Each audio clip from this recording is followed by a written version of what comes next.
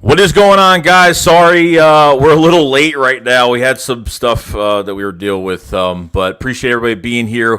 Third episode of the podcast is here. Me and Philly.500.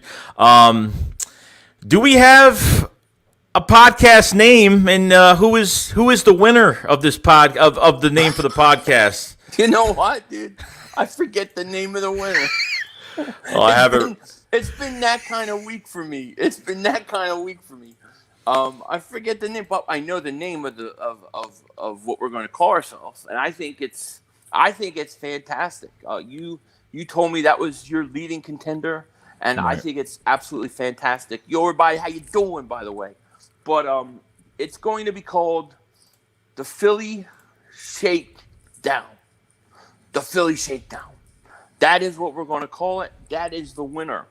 And you have who the winner is? Yeah, the winner, I'll put it up right now. The winner is Skylar MV. Skylar MV. Shout out to you. You nailed it. The Philly Shakedown podcast. We could call it podcast or not podcast, but you are the winner. And we need you to comment in this comment section so we can see it's you, and then we can make arrangements because you have won a prize. And we cannot wait to send it to you. A lot of great names, a lot of great names out there. It was very, very hard, but that was the one I thought was the most catchy. It just kind of worked, you know. What did you think, Joey? I thought it was great. I mean, I there was a few that was really tough. There were some tough ones out there. There were some catchy ones out there, but when I saw that Philly Shakedown, it just fit perfectly.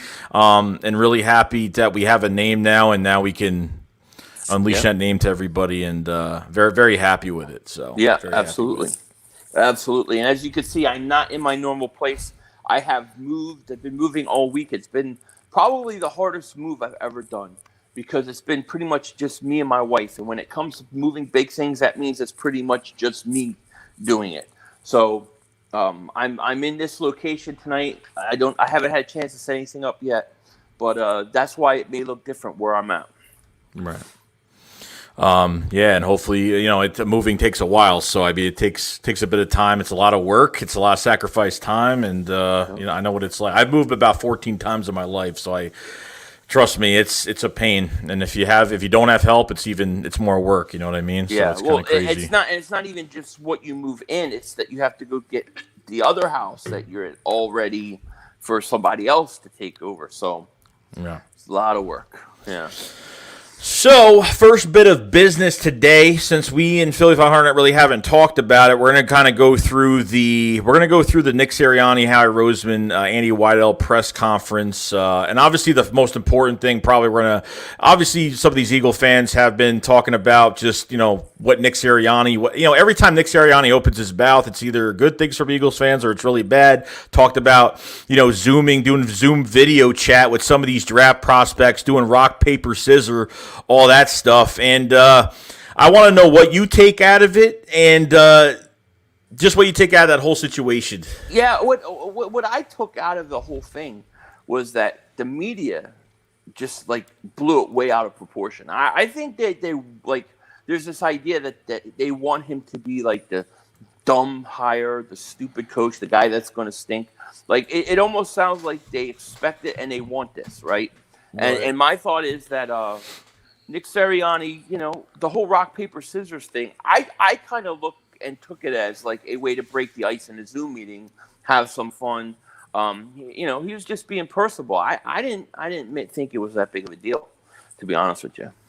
No, I didn't either. I mean, look, I think at the end of the day, he's trying to be a salesman. He's trying to, he's trying to get close to that. That's just his personality. Sometimes he goes way off topic. He just talks about things, but that's just his personality. I think really we have to see this guy coach. I mean, I think he's excited to hit the field. I think he's probably wishing that there's no restrictions right now. He just wants to get on the field and start coaching and start getting his hands on these players. I think that's what's really important here. So, by the way, I appreciate everybody being here.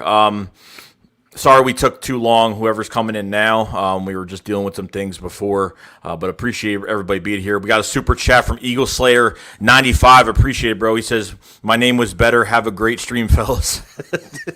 There was a lot of names. It was hard. It was really Thank tough. you, Eagle Slayer. Yeah, there's a lot of great names. You know, I liked the Mother Humpers. I thought that was pretty good. So I want to go through this press conference a little bit and kind of dissect it a little bit. Now, Tim McManus actually asked a question about, how it was pretty much asking a question to Howie Roseman. It was well documented that the Eagles really didn't go by their board last year. Okay, so didn't go by their board, and are they changing the process? Are they going to tweak it? Now, Howie Roseman really didn't say yes, no, or nothing. Like, he really didn't even say anything bad or even say it was true or not, but I think that's a really good sign. I think even going towards their, you have to go towards your draft board, and looking for the best player available is where you're going to go. And another question, just to kind of put it all together, the kind of receiver that Nick Sirianni is looking for, and was asked about that. Howie Roseman gave the question to Nick Sirianni, and talking about he could have a 6'2" fast guy, a quick guy, a strong guy. So really, there's no model receiver that he's looking for, but if the guy is talented and the guy could play, he will get drafted here. I don't think he's looking for something so specific, because he's dealt with plenty of different kinds of receivers at different weights, different heights. So I don't know what you take out of that. If Howie Roseman gives the question to Nick Sirianni, for maybe Nick Sirianni has Howie's ear just a little bit for this draft. Yeah, I mean, I think that, like, the Howie part of the press conference irked me a lot, because Howie Roseman, to me, doesn't even seem like he acknowledges where he messes up. Like, he just glosses over it, like it's no big deal. I think Nick Sirianni is going to have an influence on him, because I think the way he talks about certain things, he gets you very excited. I think he's a good salesman, and I think he knows how to deal with Howie. This is my theory. And so they're going to give him some leeway. As far as receiver goes, he talked about how he could work with pretty much any different kind of receiver, but he also has stressed previously that he loves a receiver that runs good routes. That running good routes is something he loves. And when he says that, I really feel like Devontae Smith has a shot. Yeah, I was about to ask you about which receiver you think is that player, and Devontae Smith seems to be that guy. Yep. The super chat from Lord Dagger. Appreciate it, man. Much appreciated, dude. Much appreciated. Thank you, buddy. We have another super chat from Richard Henn. Says, "I'm the new GM for the Eagles. What do you want me to do?" Take the best player available. Take the best player available. That's it. Follow your scouts, listen to them, and follow your board, and you'll be okay. It's when you try to get away from it that kills us. Now I want to ask you another question. Who do you think the Eagles, do you think they're waiting at 12 to see how obviously they're gonna see how the board drops, but do you think there's a specific player they want, and do you think they really have to move up, especially with the Giants and the Cowboys in front of us in this draft? I don't know. There was an article out today. It was on Bleeding Green Nation. I wanted to do a video on it. I just didn't have time today. It was talking about if they move up. Most people think that it's either for Pitts or a quarterback. I think the Eagles are going to look to get up, but it has to be somewhere between 7 and 9. I think if somebody like a Pitts or Chase falls to around 7, 8, or 9, I think they try to move up.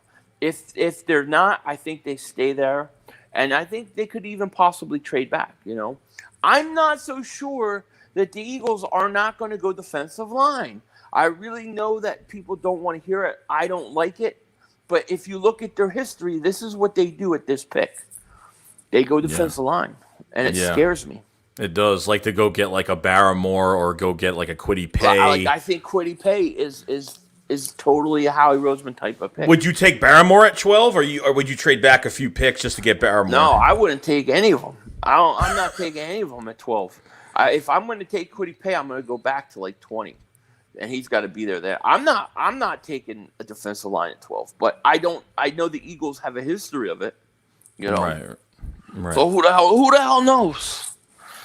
And like I said, we're still waiting on this whole Zach Ertz news. What's going on with him? Still waiting on a trade as of right now. There is rumors out that they're asking for too much right now, which they're trying to get. I don't know what's asking too much. I mean, I don't think it's a first or a second. I think they're trying to at least get a third or a fourth rounder that no one's really budging, or they're just teams are going to wait till the Eagles just release him post Jude, and then kind of give him that contract that he does want. So it could go that way as well. Like they're not going to get a third round pick in this draft. Maybe they get one in 2022. If you have a team that loses out on a bunch of tight ends that they wanted, maybe they go in and get them. But I can't see you getting a third round pick for Ertz this year. Is there a possibility they keep him this year? Yeah, I think there's a good possibility that they keep him, and then he walks for nothing. However, I think they're going to look to trade him. I just don't think they're going to get a lot for him. Or maybe they shouldn't value Ertz over Goddard because Goddard's on the final year of his contract as well. So you don't want to – you kind of got to see what you have in Goddard being that main guy on the field. You know what I mean? Open up these tight ends a little bit. Yeah, absolutely. Absolutely. It would make no sense to have Goddard be the backup. Like, if Ertz comes back, I think he's the backup. I don't think he starts. I think it's going to be Goddard, Yeah. There is some rumors going on, especially I think at the press conference they did mention offensive line. Jason Kelce's last year could be his last year as a Philadelphia Eagle, so you really have to weigh in your options now. There is guys like Rashad Slater that could play really any position on the offensive line. He's quick. He's so athletic that he could play almost anywhere as of right now, and could be your next center. You never know at this point. Or you can move Isaac Samala to center, and they could draft a guard this year. So I don't know. I think there was two names. I forgot the other. I think there was another guard. I forgot his name. But what do you think about you? I mean, do you think they're going to draft an offensive lineman in this draft? I mean, I think they always do. I think they've been hitting on these guys, but I do. I think they'll draft offensive linemen, but I don't think it's going to be the first round. I don't think it'll be Rashawn Slater. I think where they need help is interior, though. Like, I don't think you need to take a guard at 12. You know what I mean? You don't need an interior offensive lineman that early. I think you can get them in the third round, somewhere around there. But I do think they need to beef up the interior line. The tackle position is interesting because you have Andre Dillard, who you drafted. He stinks. Then you have Jordan Mailata, who I think is a stud, but he's got to play. So let's say they were to take a guy like Slater, what do you do with Mailata then? What do you do with these guys? It would make no sense to me. I would like to see them keep Jordan Mailata left tackle and then maybe try. I mean, maybe I don't know. Maybe Dillard can't, but maybe either trade Dillard or put him inside. See if he can play guard. Yeah, and that's what they like doing. They like cross-train these offensive linemen and seeing what they have with some of these guys. Yeah. At least cross-train some of these guys and see what happens. And I think with Dillard, I don't think he should just stick to left tackle. I mean, you already knew even with Jack Driscoll on the right side, like even when Lane Johnson was out the first game, like they didn't put Matt Pryor at right tackle. They literally just put Jack Driscoll at right tackle, which really shows that they have a lot of value with him. They think that he's got a good future at that position. I think there's some really good guys behind the offensive line. Nate Herbig can play left or right guard. Yeah. The more you know, the more worth you have with the team. I mean, that's definite. That's a great point. Those guys, they got a chance to play last year because of injuries, and they can play multiple positions. I agree with you. Yeah. I mean, I wouldn't mind seeing them draft a center, though. Like, if they could get a center like the fourth round or somewhere like that, because you got to do something with Kelce, possibly being his last year. Yeah, and I think they should at least bring somebody in and see if while we have Stout here, don't know what's going to happen with him next year or what's going to happen. So, I mean, try to get, he does. I mean, we have 14 offensive line changes. So, I mean, last year, just crazy. And he tries to do as much as possible. I think the best offensive line coach in the league that just knows and evaluates talent really well and really shows, what he has and does what he can with them. So, yeah. I agree. Offensive line is definitely going to be something that we have to look at as well. So going into the future, and Jason Kelce, could be leaving. So yeah. So Darius Slay says the best scenario for us would get Jock at 12, trade Ertz and a third for a second, and get the best possible wide receiver and corner for both second-round picks. For example, 37 Marshall, pick 80 Stokes or Samuel. Yeah, I mean, look, JOK I'm okay with JOK. You know what I'm saying? JOK is my guy. I still think if you're going to get him though, you got to move back. I would try to if I'm going after JOK at 12, I say go back to like 15 or 16, get an extra pick, and then draft him because I think he'll be there. You know, could they get Ertz in a third, get a second round pick? I don't know. I really don't know what these teams. I don't even understand why his value is so bad. I mean, I know he had a bad year, no injury, but like he fell off the face of the earth value wise. It is amazing to me how quick he's fallen. I like Marshall. I like Samuel Jr. I don't even mind Stokes. I mean, that sounds like a great scenario. I have no problem with it at all.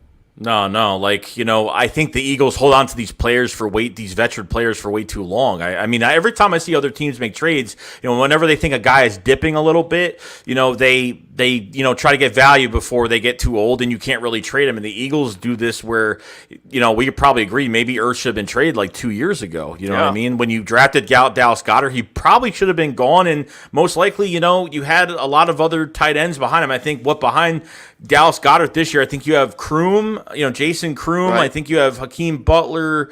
I don't know who else. Is Richard Rodgers back or no? He's a free agent right now. He might be back. And he looked the best out of everybody. Richard Rodgers, he had his time. He did fantastic. I think Ertz only played well when he played a little bit better, but I think it's because when Jalen Hurts came in, he was kind of extending plays and doing all that, finding him open, but really the ball wasn't thrown to him too much. Yep. I really didn't see too much from Zach Ertz at all. So, I mean, this is what happens when you hold on to players way too long. But, we're just going to have If you would have traded Ertz 2 years ago, you would have gotten maybe a late first-round pick, possibly a late first-round pick for him, and they didn't do it. Now all the value is just gone.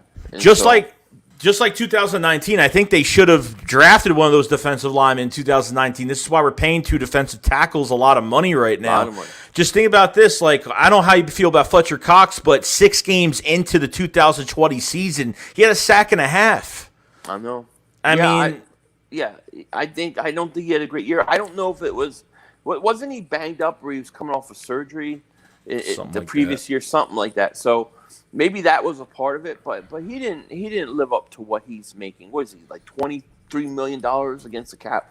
It's ridiculous. So yeah, I agree. But look, this is what happens when you miss picks. When you miss on picks, then you have to go and keep these guys longer because you need to hide that you missed on the picks. That's what it is. But then again, you get Dallas Goedert. When they drafted Dallas Goedert, that should have been writing on the wall for Ertz. 2 years, he's gone, and they didn't do it. No, and I mean, they even offered Zach Ertz 2 contracts. At least they try to attempt to at least keep him. And obviously, he wants George Kittle, Travis Kelce money, which for what? Well, I mean, how much sense would that have made right now if last December, not this past one, but the year before, they would have signed him? We'd be going, what the hell are we going to do with him? Not even that. We're already $70 million over the cap. How much more are we going to be over the cap by signing? Just keep rewashing the same clothes over and over again to see if they have any more use anymore. You know what I mean? That's how I kind of take it. I know they got giant holes, Howie. They got giant holes in your boxers, buddy. Your balls are hanging out, but they ain't big. If you got big balls, make a trade. That's what I'm saying. He's got no excuse not to make a big trade. He really doesn't. I mean, he's got 11 picks. I mean, and he's got trade bait with Zach Ertz. I mean, for realistically, 7, 8, 9. Okay, Detroit, Carolina, Denver. Who do you got for what's the realistic trade for based on needs? I think Denver obviously has the most needs than Carolina and Detroit, but what do you think about those 3 picks? What's realistic? Obviously, and take into account that the Panthers are trying to trade back in this draft and have talked to multiple teams already about a trade. So, well, think about this. Here's how I view it. You can't pay more than what Miami paid for 6. So 7 has to be worth less than that. Then 8 has to be worth even less than that. So, people who say, well, you have to give up all these first-round picks to go up to 7 or 8. How? You didn't give up that much to go back to 12. So, to me, I don't know what's seventh worth. I don't think 12 to 7 should be a first round pick. No. Maybe a second round pick, third round pick. I would say for 8 and for 9, somewhere around there. To me, I think a second or third should get it done. Are you giving up that? Are you giving up that second round pick though? I would give for 7. If Jamar Chase or Kyle Pitts is there, done. Done deal. Second. I love it. Here's why. Why. I have 2/3. If I need to go back up into the second round, I have firepower. They got 11 picks in this draft. They have more picks than anybody. There's no reason why they can't make moves. But for Jamar Chase or Kyle Pitts, I would do it so fast. No question about it. As soon as he gets to 7, as soon as one of those guys gets to 7, I'm on the phone. And I'm going to be losing at draft night if they're not. When Jamar Chase or Kyle Pitts is there at 7, I better see whatever that noise they make, and it better say trade, and then it better show the Eagles logo, where I'm going to lose it. Yeah, no, I just don't see, and I think you agree. I think to see the Bengals get Jamar Chase, I just don't see it. And if they do, then all they're doing is hurting their quarterback more at Burrow. I mean, they're just hurting them. So I just don't see it. I really don't. I don't think they could pass on Sewell. A guy that literally gave up 1 sack in 2 years. It's just an absolute monster. Is going to be could be a potential Hall of Famer in the future. I mean, you never know. But I'm telling you. Yep. We have 190 people in the chat, guys. Appreciate everybody being here today on the third episode of the podcast. We're kind of tired today. It's been a crazy week this week with a lot of stuff going on. So do appreciate everybody being here. If you guys haven't subscribed to the channel, please subscribe. If you guys haven't liked the stream, it really does help out a lot. And if you guys haven't subscribed to Philly.500, please subscribe to his channel. I don't know how you guys don't know. If you want good entertainment and you want really great videos, you go to his channel, definitely. Links in the description below for everything, and his channel is down there as well. So appreciate everybody being here today. And if you guys are late, we have announced a new podcast name, The Philly Shakedown is the new podcast name, so very happy that we have something now, finally. Definitely. We got a super chat from Jeremiah. Hold on, I hate this sometimes. Oh my God.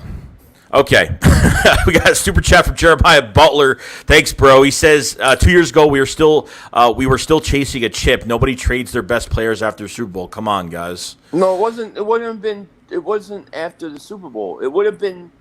The first time I suggested trading Ertz was after the 2018 failed repeat. That was when I made the first suggestion. I pushed really hard after 2019. After the 2019 season was really when they had to do it.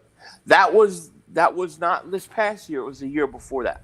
That was when his value was really high. That's what I'm talking about specifically. Not after 2017. Right. Obviously. I wanted to see if you could repeat. But after that second year, I think, 2019 they should have did it. After the 2019 season. Yeah, I think what Howie's formula was keeping the same roster and, obviously missing on draft picks, which, I think he's been obviously throwing, and they talk about Howie Roseman throwing, does Howie Roseman think that he actually has been drafting well, but has been putting the coaching staff under the bus? So now it's kind of like, now he really can't say much to anything. Like, he really has no excuse now because now they just hired a brand new coaching staff. And now, obviously, we've had players leave and be successful elsewhere. So, obviously, development issues with some, but with some of these coaches like Jonathan Gannon and Nick Sirianni can use these guys to their strengths and really develop and do a good job. Howie really has it's a dead end. Like, He's got to face it. You pick the right guys, and hopefully they develop well here. Because I don't want Howie throwing these guys under the bus. But I mean, it's just in my mind, I can't see Nick Sirianni failing. I just feel like he just knows the fits with everything he needs for this offense and obviously defense. It just matters if Howie listens to him. I think that Howie is not acknowledging that he's screwed up the draft. I really don't think he does. That's why they fired Doug Peterson. I mean, who fires their coach after you win a Super Bowl and then you take the team to the playoffs, 3 straight years? Yeah. And then you have one bad year and you get fired? The only reason they fired him was because they believe that he is not developing the draft picks that they draft. So they think the draft picks are good. It was the developer. And that's why I think they hired Nick Sirianni. Well, that's what I'm saying. I'm like, does he actually think that he's been drafting well? But at the same time, like, that's crazy. That's insane. Yeah, I mean, that's the impression I get. The Umbrella Man is a great pick, he thinks. Over DK Metcalf. You know, it's crazy. Yeah. So we got a super chat from Devonta Smith. What's going on, man? He says, "Listen, guys." He says, "Listen, guys, we're getting Smith. I here's the best wide receiver." You are. I want. That's who I want right now. If we stay at 12, I want Devonta Smith. That's who I hope we get. There's so much connection with Jalen Hurts, Devonta Smith. There's so much connection there. Like, there's no doubt in my mind they've looked at tape on these two guys throwing the football. There's just no way. You know what I mean? Like, there's got to be something. There's got to be something going on there. Yeah. I totally agree with you. We got a super chat from Richard Head. Appreciate it, bro. He says, "I got a feeling we're going to hit on the draft this year because of our head coach." I think that is my one hope. I believe that the coach is going to influence Howie. If the Eagles go ahead, let's say they take Kwity Paye at 12, then you know it was a Howie draft. If they take a Devonta Smith or anything that they usually don't, then you know Nick Sirianni had influence on it. That's what I think. You know.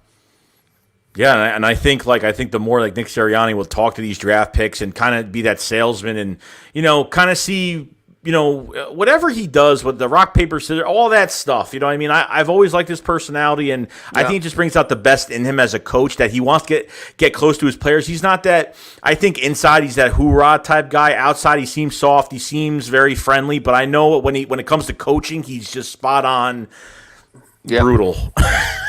Yeah. Brutal. Yeah. We got a super chat from Jeremiah Butler. Says, "Let's just pray this man gets this draft right. Still want him out of the office, though." I'm with you. I agree, Jeremiah. Agree, but we got to hope he gets it right. I mean, we're less than a week away. We're going to know in a week. Next podcast we do, we're going to know. We're going to know who we took, and it's either going to be really pissed off or really, really happy. You know, there's no in between when it comes to Howie. There's just not. No, I think, and you have to look at it this way too, because he's drafted these guys, and I understand like if we we could look at this draft, like if he makes of all these picks seem really promising, and we actually look at it and say, wow, he did a good draft. I really don't want to hear Eagles fans say that if they don't do anything this year on the field. And to be honest with you, I just don't see it happening. Like, I think Nick Sirianni could take take a wide receiver or somebody that's not really a big name in the NFL, and I think he could turn them into something better. Yeah. Just at a development standpoint, I think he could just turn. He could use any tight end, any wide receiver, knows the skill sets. He had 3 different quarterbacks, so I mean, it's just. I think we're only just going up now. If we get this draft right. So yeah, I agree with you. This draft is really important for us. Mm-hmm. And I think so. When the Eagles move back from 6 to 12, right? So the Eagles move back from 6 to 12. Now, do you think that there was an offer on the table that you're going to 12, you still get a valued player, but that pick, you could move up easily in the top 10, and obviously Howie Roseman said, well, yeah, we're going to take that first round pick from the Miami Dolphins. It's an easy trade. You're not moving back too far. So I don't know what you take out of. You think there's more to that trade back than just not getting a quarterback, or? So you think like so you're saying that when they traded that pick, they knew that there was somebody that they could trade with to get back up. I mean, I don't know if they had it planned out that way, but I think that they figured that if the opportunity presents itself, they'll have a chance, or they'll at least try. I don't know if they thought about it at the time. I think it's crazy that Miami's shopping that pick now. Did you hear this? They're shopping, and they're asking for a lot. So, like, why did we wait? We shouldn't have waited. We should have waited to even talk about trading that pick. It was too early, in my opinion. We might have gotten more. Yeah, maybe. I mean, maybe they would have gotten more. I think depending on like what other team was, what the team was, and where they were standing in the draft. I think that mattered, but that's why we thought it was so early. Like, it was a real early trade, and we're like, then specifically they want to target somebody because I don't know what's going to happen, but I think Howie just saw it as, well, it's an easy first-round pick to get. They got it, and now potentially get 3 first-round picks, obviously, with the Colts and Carson Wentz, 75% of the snaps, if that's the case. So I don't want Howie to get too comfortable in this draft, because now you secured a little bit of a future here. Now you can really, if you could hit this draft and bring – and even – I'm not saying even winning the NFC East. I mean, I wouldn't I don't want people to shoot us down like we're not going to fight back this year, because I think there's a ton of talent on this team. We don't have to go out and spend $80 million on free agents. We don't have to, we don't have to do all that. But I'm saying we have so much, we haven't hit the surface with so many players, offense and defensively. I know. Especially offensively with these receivers. I mean, I think I don't know what Nick Sirianni is going to do and who he's going to pick to start. Obviously, hoping we have a few preseason games. We see what some of these guys could do when they're used the right way, and kind of just see what happens. Yeah, no, it's true. Yeah. I mean, I love the way Nick Sirianni talks about developing wide receivers. I don't know who he's favoring. I mean, we're hearing about Rager going to the slot. I think Quez Watkins is going to be a part of this whole thing, and I got to think with what they have, they can't possibly look at the receivers and say, "Oh, we're good there. We don't need to dress it." If you get a Devontae Smith or a Waddle and they're sitting there, you got to do it. You got to do it. And look, if the Eagles, let's say the Eagles trade to 8 and Kyle Pitts is there somehow, or Jamar Chase, and they drafted him, then Howie would look like a genius, because he would still get that first round pick of Miami the following year. So, I mean, I don't see how he could potentially not want to trade up. You know what I mean? I wouldn't even be surprised if they trade back, to be honest with you. I really wouldn't be surprised. To get more picks for the second or third rounds or something like that? Yeah, I could see it happening. I could see it going any way right now, The question is who do they, what will they target? And to me, it's simple. If it's Howie Roseman and he's running the show as usual, they're going to go defensive line. And it's going to shock everybody. If Sirianni's having an influence on this team and they're willing to change some things, they're going to go one of these wide receivers. That's what I think. Or they can go. Obviously, they could probably. We haven't signed a veteran cornerback yet. I know Steven Nelson is still out there, probably weighing in his options, or waiting until after the draft is done so he could sign with the team. Yeah. But at the same time, they've been talking to Terrace, late first to second round receivers to Terrace Marshall. They met up with him more than twice already. Kadarius Toney met up with him from Florida. I mean, there's a lot of, I think they're weighing in their options with some of these guys. So you have second round, late first to second round, receivers that you could draft as well. So obviously, the first pick, it's either, in my opinion, they're going to move up to go get a corner, or they're going to move up to go get a playmaker. And because Nick Sirianni talks about the skill sets and what he wants, and wants his type of guy, and doesn't want to pass up on some of these great route running receivers, you have to go up. You have to trade up in this draft. If you want Devontae Smith, you got to trade up for him. Right. I mean, I think they like Devontae Smith more than Jalen Waddle. That's just me, but I am a Jalen Waddle fan more than a Devontae Smith fan. But I think with his skill set coming here, he'd be the number one receiver. Rager will get another chance, and a fair chance with this coaching staff. Yep. And you see what you have out of Quez Watkins, John Hightower, and Travis Fulgham, and you got Greg Ward still retained on the roster as well. So there's a lot of. You're going to have some big competition at wide receiver this year. Yeah, you are, and that's I have no problem with that if that's the case. However, I think that those who think that we got a lot of young receivers and we've drafted, we just need to back off of it because we've done that in the past few years. I think are mistaken. I think you have to get the best player available. If it's Waddle, take him. If it's Devontae Smith, take him. Just get the best guy. At this point, it to me, position does not matter as much as the player's potential and ceiling. Yeah, because we're not going to win a Super Bowl next year. We're not there, so we can afford to do this. Yeah, like I think they should not wait too long because that's we feel like they've waited in drafts way too long. But this is the first time in a while where they've actually had a lot of picks in this draft. So Right. I think when it's the right time, as soon as like number 5 is over with, you Yeah. gotta start making phone calls and see where you're going, whether it's Absolutely. gonna be at 7, 8, or 9. And I think you're gonna have to be aggressive. You can't just wait and try to be. It's you gotta sacrifice the picks. I mean, you're not gonna be giving up a first round pick for next year. It's not gonna happen if you move up to 7, 8, or 9. I'll be really surprised if that's the case. I mean, you have the Lions that really they could go. I mean, I understand they got Goff now. They could go. I mean, I think they could go quarterback. If they want to go after somebody like that, they could Right. go linebacker, offensive line.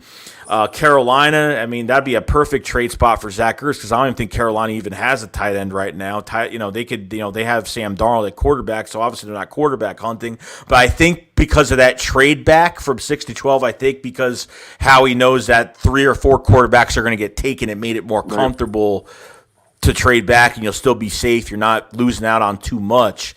And then you have Denver that they have a ton of holes everywhere. Like you go running back, you can go safety, you could go linebacker. I mean, you can go pass rush. It doesn't matter. I mean, they if they move back to 12, it really wouldn't matter at this point. Right. They can still get a valued player for their team. So I mean, at the end of the day, those 3 teams are are good trade up candidates. But like you said, trade back as well. And that's what we're kind of afraid of. Do they think, hey, we could trade back if the board goes the way it is? If they trade back and say, hey, we can maybe get, Jock, we can go get somebody like that, and then you kind of go into the second round and say, okay, if they end up getting another second round pick, you got 2 second round picks, and you could get some quality players. Whether you want to get a wide receiver, one of those late round receivers, or get a corner as well. So I mean, they could do that too. I wouldn't be upset at that. But what do you think about the linebacker position? Obviously, with Eric Wilson, and obviously with all these other guys that really haven't had their chances, guys like Davion Taylor from the 3rd round, and Sean Bradley, T.J. Edwards, and all those guys we have. I mean, I like some of the guys. Like I like T.J. Edwards. I like Sean Bradley, but I don't like them to the amount where I can etch them in the future plans. Like I think they got some talent, they got some upside, but they've got a lot to show. When it comes to Davion Taylor, I'm really confused about him. They didn't use him much. He does have a lot of athletic ability, so I hope Then you have baby arms Alex Singleton, who I thought played okay, but I mean the truth is I still don't know what they got in him. So what I mean is like, who is their franchise linebacker that's going to be there for years to come? A lot of young guys, a lot of guys with potential and upside, and they could be, but nobody that would make me say, no, you don't draft Parsons here, you don't draft JOK if they chose to draft the linebacker. They could use a massive upgrade on linebacker. You can build defenses around linebackers. Why this team does not value them in the past makes no sense to me at all. To me, I'm looking at like a guy like JOK, and I'm thinking, I could build my whole defense around this guy. I could build my whole defense around him. Why would I not go after this guy in the first round? Come up and get him. You're taking JOK over Parsons because of his coverage. Yeah. I mean, right? Yeah. Well, yeah, that and the off the field things that I don't know about, but Right. When I look at JOK, I look at a guy who does it all, and he's very much like in the mold of a lot of these newer linebackers today, where they want you to be almost like a hybrid safety type guy that can kind of play all over the place. JOK fits that perfect. Yeah, he was 214 pounds. I think at the end of the year, he's 223 now. He'll get up to the weight he needs to be. But to me, I look at a guy like that and I go, man, I could build my whole defense around that. There's my foundational piece. Why would I not take one of my 3 first-round picks next year, come back up and get him, and draft Devontae Smith at 12, then come back and get him, and now I have 2 foundational pieces to build my team around.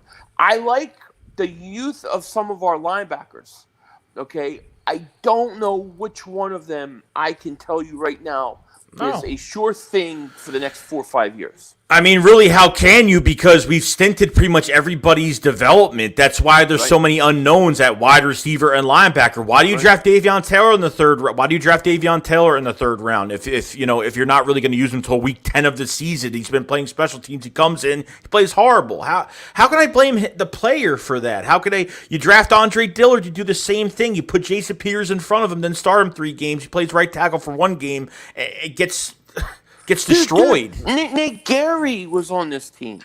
Nick Gary stinks. He doesn't even have the makings of a varsity athlete. And he was starting as one of our linebackers. Yeah. I mean, if that's not telling you how bad your linebackers are, I don't know what does. Now, maybe Sean Bradley, and so I kind of like TJ Edwards a little bit, but I got to see more from each and every one of those guys. And none of them will prevent me from drafting a linebacker early, just like none of the wide receivers would prevent me from drafting a receiver early as well. Yeah. It's like if you end up getting Jock in this draft, you're going to have good competition. I think Eric Wilson was a really underrated, great signing. And this is – and it's not like 1 year. He's only here for 1 year, so we don't know. Right. So you'd have to get the best out of him as possible, okay? And obviously with the linebacker core going down for the Vikings, he steps up, gets 122 tackles and 3 sacks, and makes the calls for your defense. That's good. I mean, that's a really good sign. I don't know how he wasn't signed by any other team. I don't know why. But the Eagles were very slow but strategic. You get Anthony Harris, not a great year last year because another Vikings defender, but a lot of injuries there with that team. And then prior to that, he was making $11 million on a franchise tag, and he was leading the whole league in picks with 6. I know. You know what I mean? I think with Gannon in here now, he's not going to defend any players. He's going to, hold everybody. Accountability is where we have fallen. This team has fallen because of accountability. Okay, Whether not even just the players, from the coaching staff to the front office, it's accountability, and that's what's got to happen. And that's the only way we're going to move forward, because we can't keep. When I see. Jim Schwartz defending the same players. He loves Jalen Mills and he plays horrible. He loves Derek Barnett and he's not playing like a first round pick. He likes Nathan Gary and he just keeps defending him every single week. And he's horrible. He's the most horrible player I've ever seen. He was horrible. Yeah, I mean, and that's one thing you can put on the coaching staff, because that was Doug Peterson's fault, in my opinion. It was like Jordan Mailata, right? Jordan Mailata goes out and plays great at left tackle. As soon as Peters is healthy, he comes back in and starts. Why would you ever take out the young guy who was outperforming the older guy? Fulgham outperforming Alshon Jeffrey, same thing. It's like no matter how good you do, how good you play, you don't have a chance if you're not a veteran player or older player. And that's wrong. And then you sit there and you're like, oh well, we don't know. Yeah, you have a lot of unknowns because of that reason, because you pushed everybody back. And Doug, even when he benched Jordan Mailata, he was saying he said something about he's got to get a point of view of from the bench, or he said something so stupid. I don't even know. Yeah. I don't even know what the case is. I really don't. It makes no sense to me whatsoever. I know it doesn't. And they did that, and especially after the 2019 season, where they basically had nobodies and Carson got them in the playoffs. They acted like that never happened. It's crazy to me. So what do you think about, even when they talked about Jalen Hurts and obviously not saying a starting quarterback? Do you think this is still a smokescreen? Do you think Jalen Hurts is the guy? I mean, I know it's a dumb question, but because they're still not saying it. Yeah, I just think that it is, I guess, a little weird, but I just think that they feel like they have to, because he's a young quarterback, hasn't proved himself, all those kind of things. But I mean, you never know. I don't think they have a plan on drafting a quarterback early. I really do not. Yeah. I don't really even believe the Zach Wilson rumors that were out before. But you never know with this team. I mean, they did it before; they could do it again. Right. You know. So who knows? Oh yeah. Your number one fan is back. Yes. Jason Kelsey with the super chat. Thanks a lot, man. Oh, where you been, Jason Kelsey? I've been moving furniture all week. I need your help. Right. Could have Look got at his that help. strong, beautiful guy in the picture of. Beautiful. Get a haircut and a job. That picture's hilarious. It really It is hilarious. We got a super chat from Leo Opster Smith. Sorry, we were on a little rant before. I would love to get a receiver. The first Smith's weight is a concern, in my opinion. Waddle is more versatile, but both will be big playmakers. Yeah, I think they're both going to be big playmakers. I think they're both going to be good. I feel like the Devontae Smith, I think a lot of people are really down on him because of his weight. I think it's going to become a overblown issue that never is really going to matter in the NFL. But, I mean, it could. It totally could. But his weight does not scare me at all. Put it that way. Yeah, no, definitely not. Philly Swag 24 with the super chat says Horn, Surtain, Waddle, Smith, Slater. Who do we want? Horn, Surtain, Waddle, Smith, Slater. Who do we want? Here, I'll give you mine in order. Number 1, Smith. 2, Waddle. 3, Horn, Surtain, Slater. That would be my order. Yeah, same with me. Exactly. Obviously, you have Horn over Surtain. I think we could pretty much agree. We think he's the best corner in this draft. Yeah. And obviously, offensive line would be the last thing we're going to probably what we really want. Obviously, you want to get that flashy player, so it's probably the one we don't want the most. Well, the thing with Slater is you're dealing with the whole Dillard pick, and then the Jordan Mailata playing. So it's like, do I really want to mess that up? I mean, we got to assume that one of those two guys is going to be good. So that's why I'm doing it. So we got John Gale with the super chat. So let's hope Baby Arm's eating his spinach. Of course, I want best player available at 12, but corner might be the smartest pick. Good job, guys. Yeah, I mean, if it depends. Like if let's say you have like J.C. Horn and Devontae Smith, you have them pretty close. Like it's really close, almost like a tie in who you have as a better player. Then you go with the position. But this team is not in a position where they can just draft because they need a position for next year. They're not on the verge of winning a Super Bowl. So I think you got to just be honest to your board and be honest to getting the best player. Just get the best talented guy here. And I don't care what position. No, I think at the end of the day, like we just go, like you said, go by your board, and you just got to go by your board. That's it. Like, don't go by need. This is where we're gonna fail in this draft if you just go by need, like because we have an empty spot or whatever it is. I understand, like the empty spot we have right now. I mean, like you look at the cornerback is got to be something we have to draft this year because opposite of Darius Slay, there's really nobody. Cravon LeBlanc's a free agent. I mean, there could be some late signings, later on. Maybe Cravon LeBlanc will come back as that extra depth guy. But, we don't have another corner. I mean, I don't even trust Avonte Max playing on the outside. So I think this is like his last chance to really put on a clinic and kind of do something in this defense. So whether he plays outside, plays inside, I don't know what the case is going to be, but it should be interesting. Yeah, no question about it. Anthony Perry says Mailata is a beast. Doug was too loyal to vets. He didn't even use AK on special teams. Not even once, Anthony. You're right. You're so right. Shout out to Anthony Perry, by the way. Anthony Perry.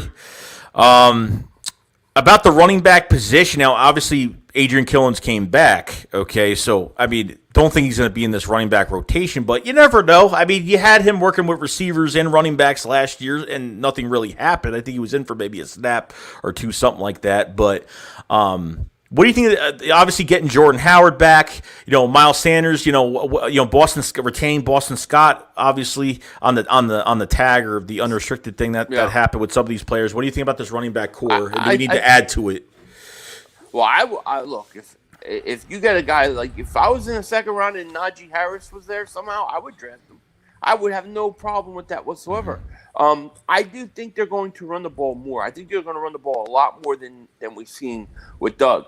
And to me, I like Jordan Howard. If you use your running backs right, which Doug didn't do, and you use Miles Sanders as your number one, and then you have Jordan Howard kind of your second back who comes in short yardage situations, those things.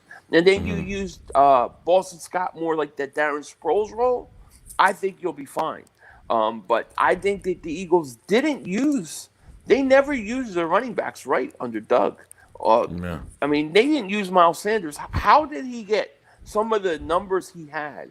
And then he'd have like 3 carries in the second half, 5 carries in the second half. It made absolutely no sense to me. Yeah, definitely a running back could have had 1,000 yards last year. Could have been his first 1,000-yard season. Yeah. And it didn't help Carson Wentz any with having really no run game. So really just putting too much pressure on your quarterback that's already struggling as it is. And I'll give you another running back. Like, why did we never see Elijah Holyfield? He didn't get one snap to play. Yet, during the whole training camp preseason, or there was no preseason, but during training camp, he was driving the defense nuts. They wanted him in goal line because he was so competitive and he was playing so well. They didn't even give him an opportunity.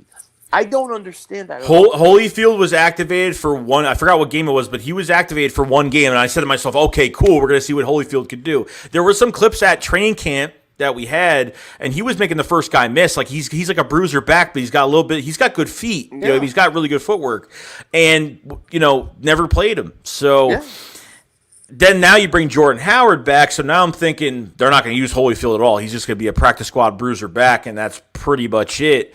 Jordan Howard wants to prove himself. Obviously we heard that his market was really dry. Yeah. Almost contemplated on just retiring, or not even retirement, but kind of just taking the year off or whatnot. So I've always liked Jordan Howard. I thought that 1-2 punch, especially with Miles Sanders, Boston Scott, and Jordan Howard, and kind of using Jordan Howard in different ways, which I did like too. Put him in the passing game a little bit, which the Bears stopped really doing with him. Tariq Cohen was really the main running back in Chicago. But to bring him back, though, I was happy about it. I mean, I'm glad we have somebody. So it's a bruiser back. It's somebody that has had success here, knows the players. So yeah, I mean, he's one of those guys where I like him, and I think he can play. But he's not going to impede me from upgrading that position if I can. Yeah. You know what I'm saying? Even with Boston Scott last year, what did they do with him? They ran him up the middle like all the time. Like I don't know what they were doing with Boston Scott. Like how to use Boston Scott. Use him in open space. Use him in your screen game. They don't even try. Let him be your check down guy, your third read, whatever it is. And you're just running him up the middle like he weighs 235 pounds. On it just third makes no and sense. 2, they would do like on 3rd and 2 or second. It's like and then what really would piss me off is when it would be like 2nd and 1. And they would run the ball. Every time it's 2nd and 1, they run the ball. Like, that's where you play action fake right now. And they run the ball. And it'd be usually Boston Scott. And he'd get like 1.5 yards. First down, great. But, that's where you got to take the shot, But that's what I'm saying. Like stop trying stop trying to get those quick first downs. Like, actually try to get – like, that's why when Nick Sirianni tries to look – he's trying to develop – he develops his playbook. He's trying to get explosive plays. He's trying to work those big explosive plays. They'll get you 35 to 40, 45 yards, something like that. So, I mean, there's so many different things you could do. It's like all Doug wanted to do was like, all right, it's only 1 yard. Let's just try to get this 1 yard. And that was the most that he wanted. I know. It's just ridiculous. He tried to tie the Bengals. He played the Bengals game for a tie. It's such a moron. I'm sorry. Doug frustrates me too. He frustrates me too. Like that Bengals game where he literally was trying to play for a tie was pissing me off. The way they use Boston Scott, the way they use some of these guys, which is why I understand in some ways why Jeffrey Lurie may be going, maybe it isn't Howie, maybe it is Doug.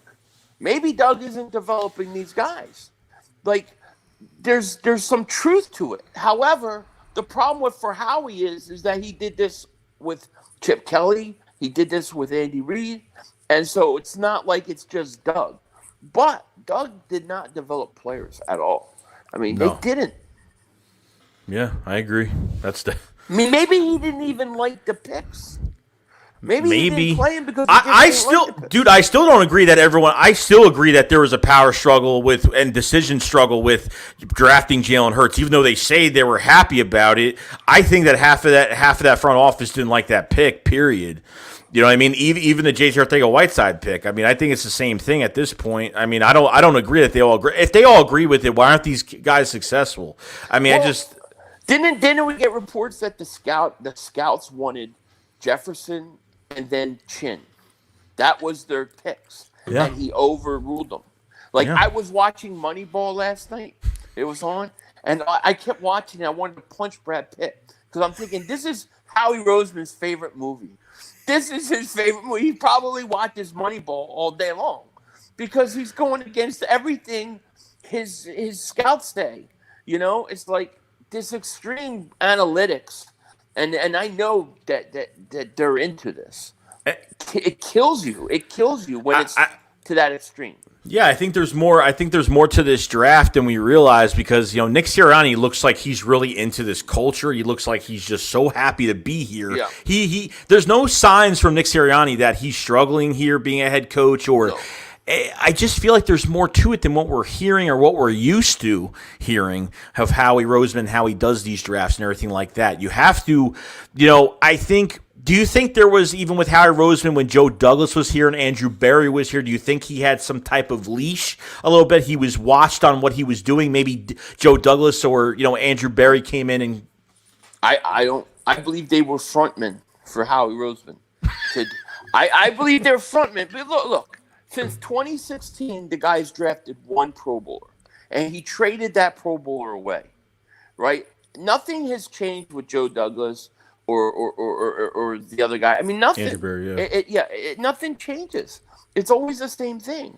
So, to me, the only way you're going to reach Howie Roseman is the way that Nick Sirianni approaches things. That's what I think. Now, I could just be reading into it, but the way I see Nick Sirianni get all excited about things like receivers and route running, the way he does it, I believe he has the ability. And I believe he watches the movie Inception a lot. And he knows that he has to plant ideas in Howie's mind and make Howie think that it's his idea. Yeah. And so that's what I'm banking on. I really think, and I say it jokingly, but I do think that when you look at Sirianni, I listen to him talk, I think, dude, I'm ready to run through a wall for this guy. Like, he can sell you something. And if he can do that to Howie Roseman, he's going to have an influence in this draft. And if he has even a little influence in this draft that can sway him to go a certain way because of the excitement of a player, that's going to be huge for us. I'm banking on Sirianni saving our asses. If Howie Roseman is passing questions to Nick and what he wants in certain positions, that should tell you that there is some kind of joint collaboration with this draft. And it's hard for me not to. It's not like Howie's answering all the questions and Nick's just sitting there like quiet. Like, if Howie's passing off these questions and like, that's why I just think there's more to it than that. And this is now or never. Like, if we can't get it right with these two drafts, especially next year, you got 3 first-round picks. I mean, you can't even fail. At this point, I'm not saying they're going to use three first rounders in next year's draft. At least if you're going to use one of those picks, use them to get more draft picks or use that to trade for a very good player in the league. You could do that too. But these next 2 years, this year and next year, it's you could, if you do this right, you could be a contender by 23. Maybe by next year you can. Oh yeah. You're a couple good drafts away. And that's the other thing that we have to hope with Howie is that he's out of excuses. Doug is gone. You can't blame him for not developing these players. So Howie, with his ass on the line, maybe he's a less likely to sit there and go away from what the scouts really want. That's why I think we're gonna have a good draft. I think we're gonna have a great draft this year. I do. Yeah, I'm having good vibes. Like, I'm nervous. I mean, you're obviously, everybody should be nervous, but at the same time, like, I'm not getting. I think Nick Sirianni is the savior. It's going to be the savior of this draft, and could be the savior of the future of this team and how he develops players and how he does things a certain way. So that's my cannoli friend. I'm telling you. So we have 250 people to chat, guys. Appreciate everybody being here. If you guys haven't liked the stream, please like the stream. If you guys haven't subscribed to the channel yet, please subscribe. If you guys haven't subscribed to Philly.500 either, it is in the description below. All the links are in the description below if you guys have not. If you haven't listened to Philly.500, then I don't know what you're watching, what you're doing with your life every day on Eagles News. We're going to go off this week. It's going to be a busy week. It's going to be a crazy week. Yeah. Definitely. The Philly Shakedown is the name for the podcast. Yes, if some of you guys haven't heard, we have a winner, and that's what we're doing. So we're going to go for like another maybe 2-3 minutes, and then we're going to end it. We have some things we got to do.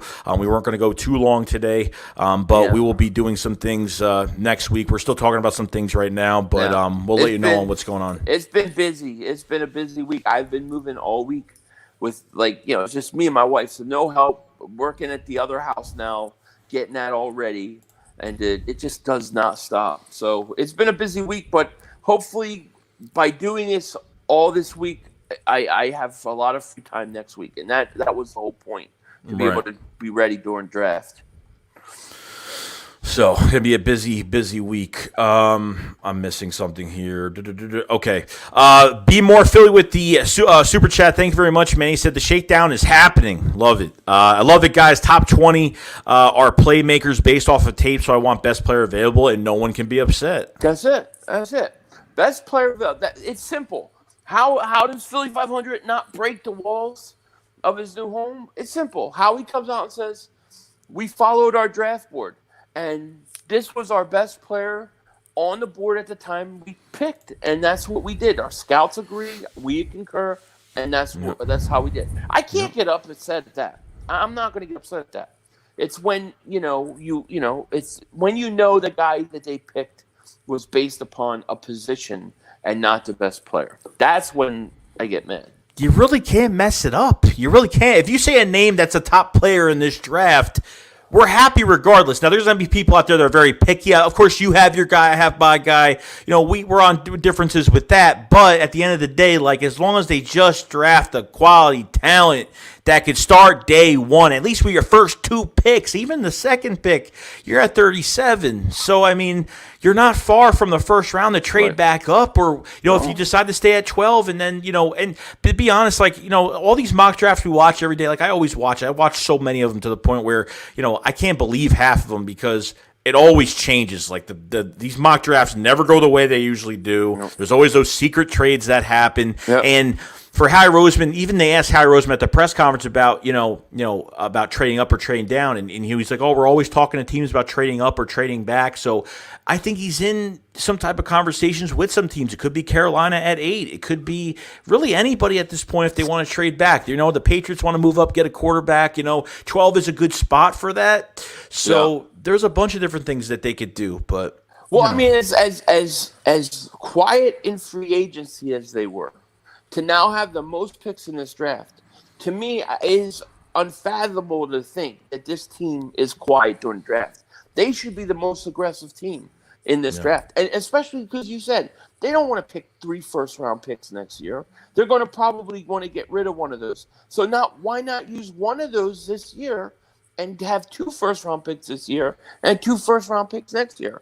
That's what I would do, especially with a guy like a JOK falling around that 18, 19, 20. I would go back and get him.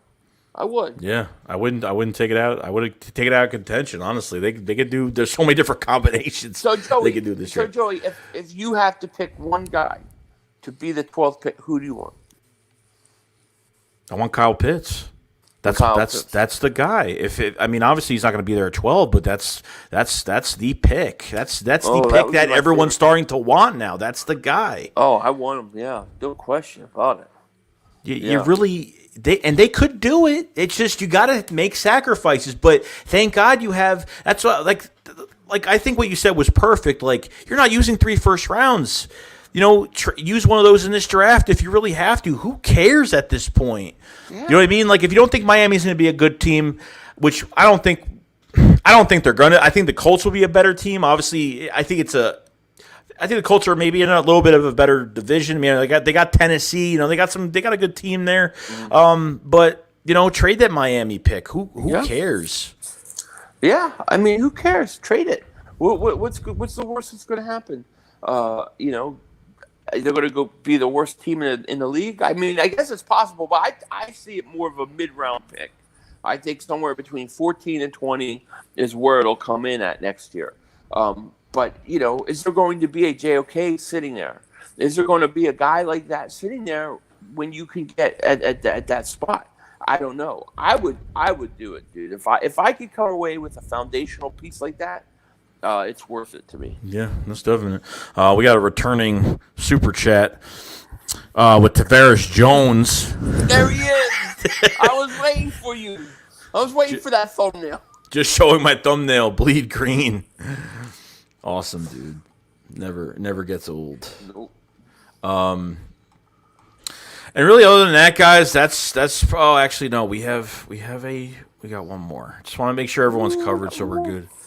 We got Robert G with the super chat. Says, my two favorite Eagles content creators coming together to give the best Eagles content on YouTube. Love the content. Keep it up, guys. Thank you, Robert. Appreciate Much love, that. bro. Much love. We're trying hard, and we're glad that we're able to come together for a new podcast now. And it's been a lot of fun. It's been a lot of fun. It's been a tiring week this week, but we're gonna have a lot of content out on both our channels next week, and it's gonna be busy and crazy next week. The streams that we're gonna have at the end of the week next week are gonna be crazy, so you're gonna have a lot of content from each of us. That's definite. Definitely. It's gonna be crazy next week, no doubt about it. I've been lucky actually that it's been kind of quiet this week, to be honest.